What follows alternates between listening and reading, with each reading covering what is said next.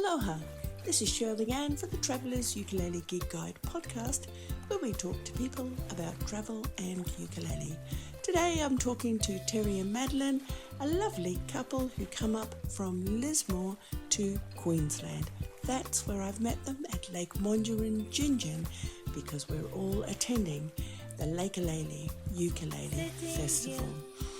Terry and Madeline share some wonderful insights about caravanning life, about ukulele, about travelling, but also about their hometown of Lismore and how it is recovering after the floods of 2022 and how the happiest little instrument in the world has helped to raise community spirit, a little funds and some hope in the town of Lismore.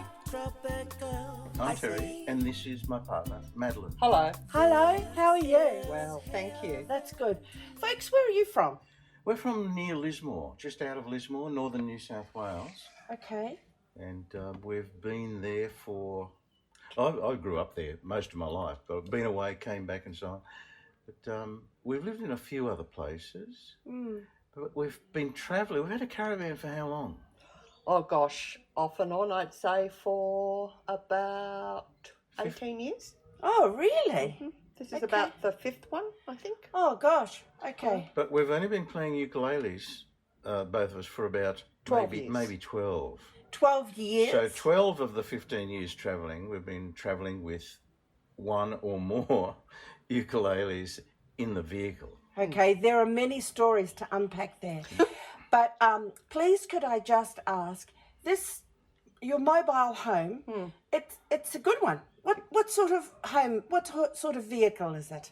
So we've got a new age Mantaray. Yep. And this is a 16-footer, what they call 16 MR16 ES3. The ES stands for ensuite bathroom. Ah, okay, that's code for us non-campers. If we're looking for one, it's got to have ES. Yeah. We should say it is a caravan, not a motorhome Okay. or a mobile home. It's a van that we tow behind a vehicle. Okay, what is a mobile home? Well, with the vehicle and the living space are all in one. Okay. Yeah. That's a great distinction, people, but I'm not a four-wheel drive caravanning expert person. I just am a person who likes ukulele, but that's good to know. All right, this is a caravan. Okay, you've had it for a fifth... No, this is the fifth one. So this replaced one we lost in the Lismore flood of 2022. No. Yeah. A pretty brand new van anyway. Immediately the insurance company paid us out, which they did in 5 days. Thank you, QBE. Yeah, right. Big tick. We went searching for a replacement, and this is exactly the same as the one we lost. And we had to find it all the way down in Geelong, Victoria. Okay. But we've been in this van now for 18 months. And it will probably be the van, as the old folks say, that will see us out. Oh, see you on to the next plane. That's right. You mentioned that you came from Lismore and you've been born and raised there. This is the Travellers Ukulele Gig Guide podcast. So, can you tell us 3 things, if we've never been to Lismore, 3 things that we should put on our itinerary to see in Lismore? What would you recommend? Oh, gosh. That's a difficult one. It is. We can come back to it. Lismore's suffering at the moment, still suffering from the flood from 2 years ago. Sure. I think it would... Most people, if they're going through there, should actually have a look and appreciate the fact that the town has not recovered from that flood. Even after 2 years, it's still suffering badly. Probably only about half of the businesses have recovered. And businesses that have never opened up again. Gosh. And infrastructure that are still being repaired. You know, sewerage services, water plant services, whole bunch of stuff. It's getting there. 5 schools will never open again. Gosh. So a very big high school, couple of very big primary schools, they've become uninsurable.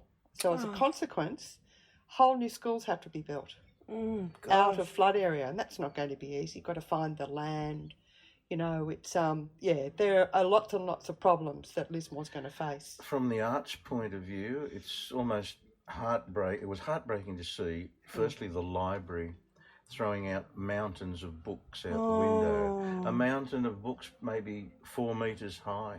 And the conservatorium next door. This will break your heart. The conservatorium were throwing out cellos, double basses, trumpets, violins, guitars, you name it. All of their musical instruments all got destroyed.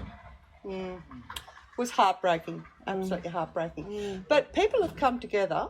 We participated in a couple of events where we used the ukulele to raise people's spirits. So people came along to free lessons in a group environment, and we, being experienced uke players, went along to help. And we got some funding for that, and our very, very good friend Shanti Sinclair ran those classes, and that was great because lots of people who were homeless, had lost everything, came together to meet some new people in the same boat as them, people like us who were lucky enough to have survived, you know. Outlying communities helped amazingly in all of this. Yeah. In that particular instant, the Byron Bay Music Store donated, 40 ukuleles to the community who were really suffering mentally and physically from the floods.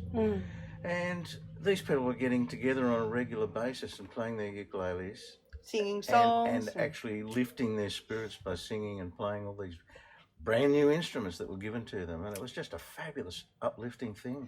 That's fantastic. Travellers, I don't know if you recall, but when this situation came about, Jonty did put a call out to Facebook.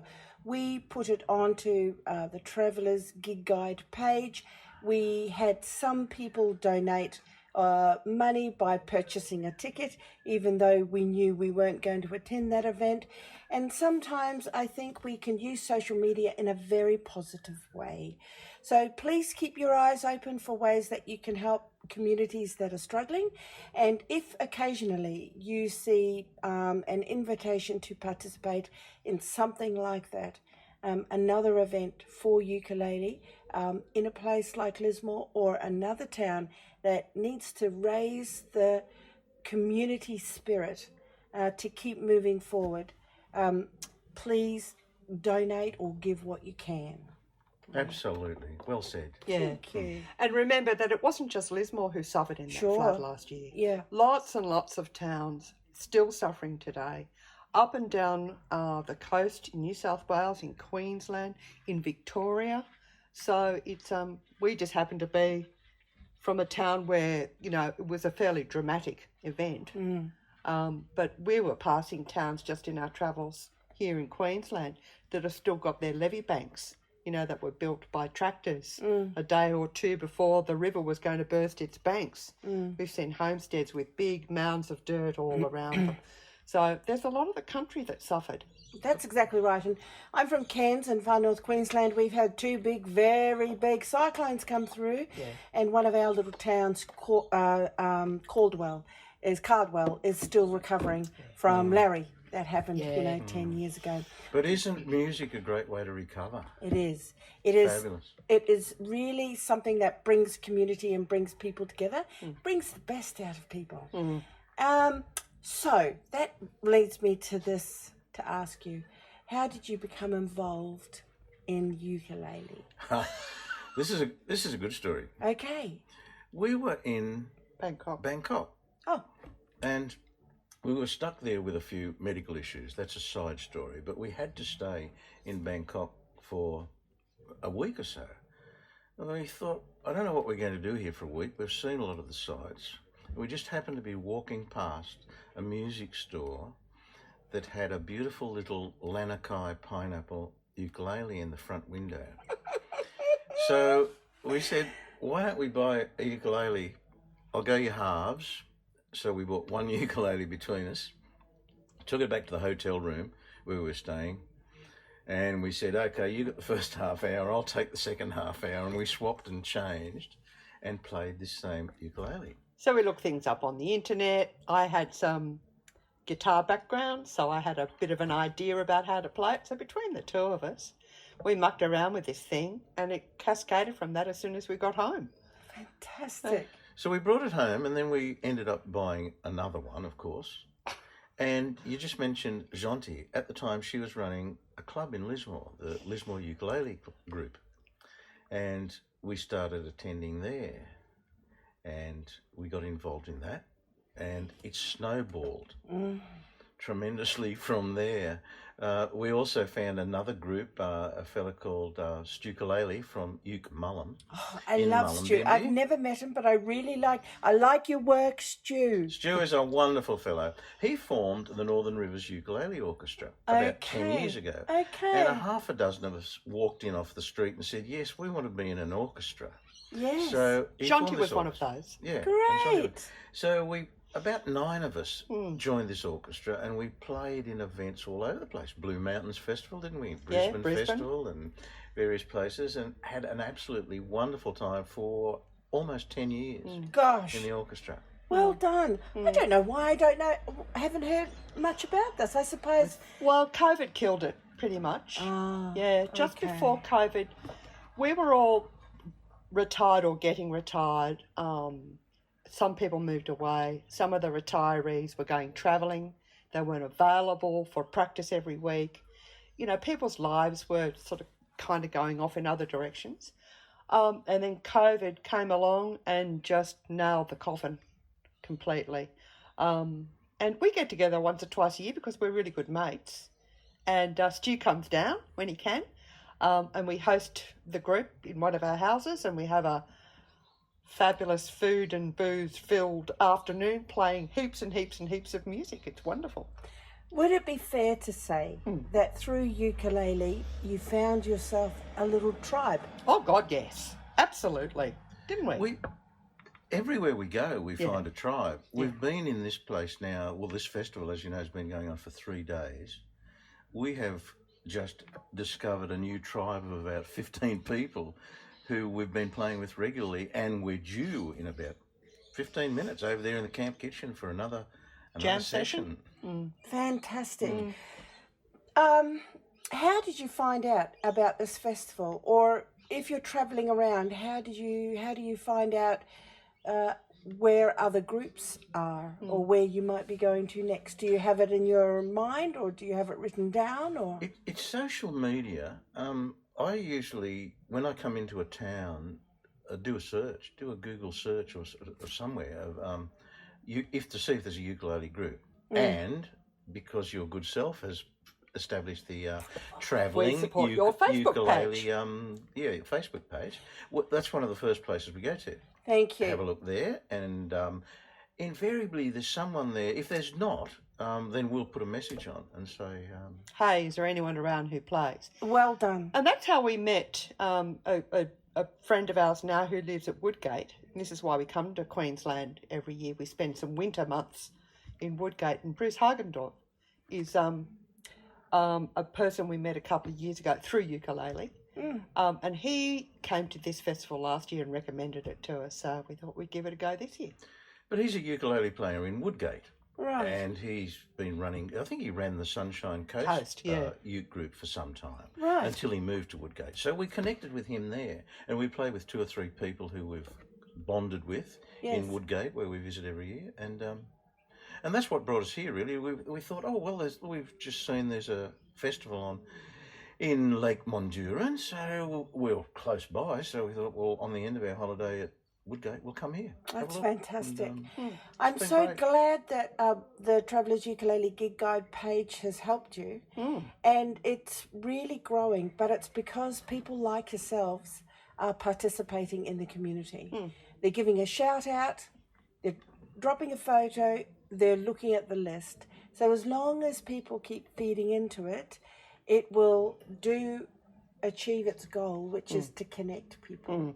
Absolutely. Who are playing ukulele and travelling around. Yeah. And let's face it, travellers, everybody knows you don't travel with one ukulele in a big caravan. Some of the things I've seen coming out of the back of vehicles at said festivals is amazing.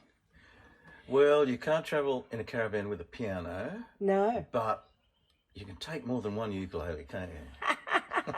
You can take a harmonica, you can take a melodica, you can take tinsy wincy wincy little instruments, Yeah. and then any decent ukulele player has to take at least 2 ukuleles each. I love it. What is the best thing that, for each of you, what is the best thing about ukulele for you? For each of you? Oh, What's your piece of gold? my goal is the satisfaction of continuing to improve, meeting like-minded spirits out there when you didn't even know that door would be opened. Yesterday afternoon we had the best jam session, and it was just so instantaneous. It was just, something, and a spirit came out of it, and we had trouble stopping, didn't we?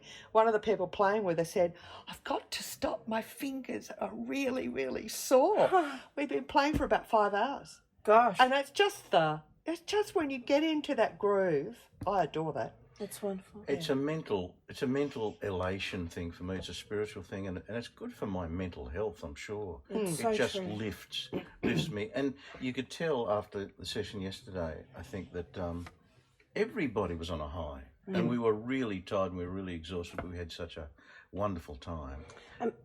And we're about to meet them again very soon. Fantastic. I won't hold you up, and we will bring things to a close, but you do raise an excellent point. In Queensland, one of the strategies of the government to improve resilience in an ageing population is their mental health activity plan, and it includes things like stay connected, Yep. learn something new, Yep. get out of the house, Yep. meet with nature, take up a hobby. And I think ukulele really covers all of that, because it does. It keeps you happy, fills your cup. Certainly does. Yep. Recommended highly. Madeline and Terry, now here's a question also. Our last question for today is this. What is your favourite song to play? Sing and play. Sing and play. Gosh. What's your favourite song? Too difficult. Far too difficult. Terrible I've got question. 2,800 songs on my iPad. Wow, 2,800. Well, you've got to remember that it's a 12-year collection. But at the moment, we've been playing Margaritaville because Jimmy Buffett passed away yesterday. Okay. And it's a song that Bruce introduced to us last year. And we get a buzz out of it. Well, I get a buzz out of it. I don't know about you. What's your favourite at the moment? I think my favourite changes from day to day. And It does. This is part of the good thing. I carry my phone with me, and when we're having a jam with people, say in the camp kitchen, I all of a sudden whip my phone out and I'll take a photo of the chart that I've never ever heard of before, that somebody has just played, and I think, I really like that. And so, what's that one? I haven't got my glasses on. So there's the one I took yesterday, and that is my favourite song of the day. It's listen to the sound. Listen to the sound from the Dillards. I'd never heard of it before, but obviously it's very popular. It went past my radar. I missed out, but that isn't my favourite song of the day, and I've got to go now and learn it, haven't I? Yes, exactly. Fantastic. Okay, well, travellers, we've been talking to Madeline and we've been talking to Terry in their Mantarays at Lake Monduran Lakelele Festival. It's been wonderful. Thanks for your time. Do you have any final words that you want to give to the travellers? If you're not playing a musical instrument while you're travelling, please consider it. Yep, absolutely. And sit outside your van and have a little tinkle, and you never know who will just come up and say hello. Yay! I love it. Thank you so much. This is Shirley Ann from the Travellers Ukulele Gig Guide podcast. Stay safe. Aloha until we meet again. Aloha. Aloha! Thanks for listening, travellers. Don't forget to subscribe, follow or click notifications on your preferred platform so you don't miss a yarn. We're posting a new episode every Wednesday morning because it's a great hump day, pick-me-up kind of a podcast. Thanks for listening. This is Shirley Ann. Aloha.